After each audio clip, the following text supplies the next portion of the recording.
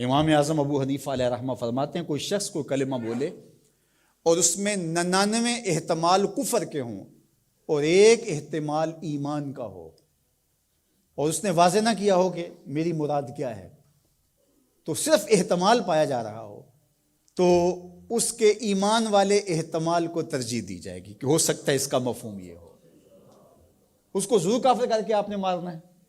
تو یہ جلد باز مفتی جو ہوتے ہیں، بلکہ وہ آج کل اصطلاح چلتی ہے فیس بک کی مفتی اور نابالغ مفتی، فتوے کو بھی کم از کم کوئی پختہ عمر آدمی ہو تو وہ فتویٰ دینا شروع کرے۔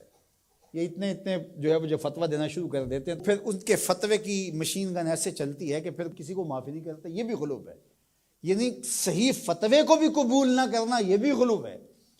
اور دوسرا یہ ہے کہ بس تم فتویٰ دینے پہ تلو اور دیکھو نہ کہ وہ کیا کہہ رہا ہے اور ایک دم فتویٰ جڑ دو، تو یہ بھی غلو ہے۔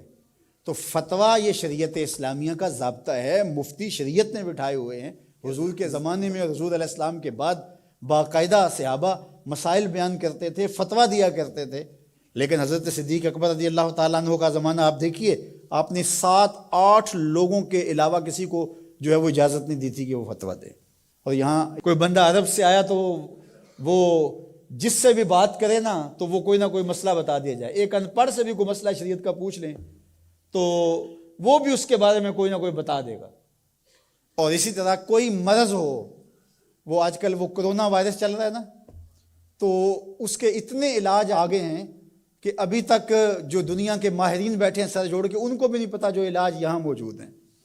کوئی کہتا ہے پیاز کھاؤ تو ختم ہو جائے گا، کوئی کہتا ہے فلاں چیز کھاؤ تو ختم ہو جائے گا۔ تو وہ کوئی بندہ عرب سے آیا یہاں، تو واپس جب گیا تو کہا کہ آپ وہاں گئے تھے بر صغیر میں، تو وہاں کے لوگوں کے حوال سناؤ، تو اس نے کہا کلو طبیب کلو مفتی، سارے کے سارے ڈاکٹر ہیں اور سارے مفتی ہیں۔ فتویٰ بھی ہر بندہ دیتا ہے اور ہر بندہ جو ہے وہ کوئی نہ کوئی نسخہ بھی بتا دیتا ہے۔ میں ایک دن لڑکوں کو بتا رہا تھا کہ میں شوگر کی وجہ سے، وہ ظاہر ہے یہ ایک ایسا مرض ہے کہ جو ظاہر ضرور ہو جاتا ہے، کہیں چائے ہو تو جی یا اس میں چینی نہ ڈالنا، یہ چیز نہ دینا، تو پتہ چل جاتا ہے شوگر ہے۔ میں نے کہا میرے پاس شوگر کے اتنے نسخے آ گئے ہیں کہ اگر میں چاہوں تو جو ہے وہ اس پر کئی جلدوں میں کتاب لکھی جا سکتی ہے۔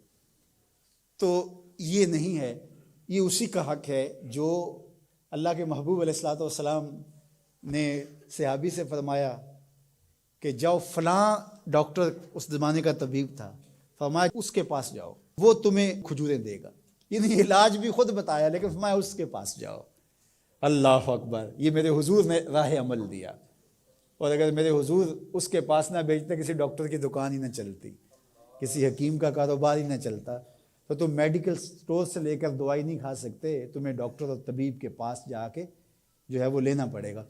تو یہ فتویٰ بازی اور فتویٰ یہ دو الگ الگ چیزیں ہیں۔ یعنی ایک طبقہ وہ ہے کہ جو اس غلو میں آ جاتا ہے کہ کسی کی زبان سے کوئی بات نکلی نہیں ہے، اس کا مفہوم بھی واضح نہیں ہوتا تو اس پہ فتویٰ دے دیتے ہیں۔ اور دوسرا طبقہ یہ ہے کہ وہ صحیح فتوے کو بھی رد کر دیتے ہیں، یعنی وہ کہتے ہیں چھوڑو جی یہ فتویٰ بازی ہے، یہ وہ فتویٰ بازی کہہ کے شریعت کا کوئی پھر مسئلہ نہیں بتا سکتا، پھر مفتی ہوتا ہے کس لیے ہے؟ تو مفتی کا تو کام فتویٰ دینا ہے، جہاں غلطی ہوگی تو وہ بولے گا کہ یہ غلطی ہوئی ہے، اس کی اصلاح کی جائے۔ افراط و تفرید کے یہ دو راستے ہیں کہ کچھ لوگوں نے شریعت کو اتنا آسان لے لیا، اتنا سہل لے لیا کہ جو مرضی کرتے رہو، اور وہ کیا کہتے ہیں جی دین میں کوئی جبر نہیں ہے، اور آیت کیا پڑھتے ہیں لا اکراہ فی الدین، دین میں کوئی جبر نہیں، حالانکہ اس کا یہ مفہوم ہی نہیں ہے جو لوگ لے رہے ہیں۔ اس کا مفہوم یہ ہے، قرآن کی پوری آیت پڑھیں، لا اکراہ فی الدین قد تبین الرشد من الغی، کہ حق اور باطل واضح ہو گیا، یہ کفر ہے یہ اسلام ہے، تو جب واضح ہو گیا تو کوئی جبر نہیں، کوئی اسلام لانا چاہتا ہے تو لے آئے۔ بندوق رکھ کے کسی کی گردن پہ یا تلوار رکھ کے نہیں کہا جائے گا کہ تو کلمہ پڑھ ورنہ تجھے کاٹ دوں گا، یعنی جبرن کسی کو مسلمان نہیں کیا جائے گا۔ قد تبین الرشد من الغی، حق اور باطل کے راستے واضح ہو گئے۔ لیکن اس کا یہ مفہوم لوگوں نے لے لیا کہ دین میں کوئی جبر نہیں ہے، مطلب کیا کہ جو مرضی کرتا پھرے۔ میاں جب تم اسلام لے آئے ہو تو پھر اسلام کی پابندیاں تو تمہیں قبول کرنی پڑیں گی۔ تم کسی بھی ملک میں جاتے ہو تو اس کے قوانین کیا تم وہاں فالو نہیں کرتے ہو؟ اگر نہیں کرو گے تو چالان ہوگا یا نہیں ہوگا؟ جب آپ نہیں گئے تھے تو آپ پابند نہیں تھے، آپ کسی کالج میں، یونیورسٹی میں، کسی ادارے میں آپ داخلہ ہی نہیں لیتے تو آپ کو کوئی پوچھے گا ہی نہیں۔ جب داخلہ لے لیا تو پھر اگر لیٹ آئے تو پھر بھی سرزنش ہوگی، وقت سے پہلے چلے گئے پھر بھی پکڑ ہوگی، اس لیے کہ اب تم داخل ہو۔ جب تم اسلام میں نہیں تھے تو لا اکراہ فی الدین، لیکن جب تم نے کلمہ محمد عربی کا پڑھ لیا ہے تو پھر تمہیں نماز بھی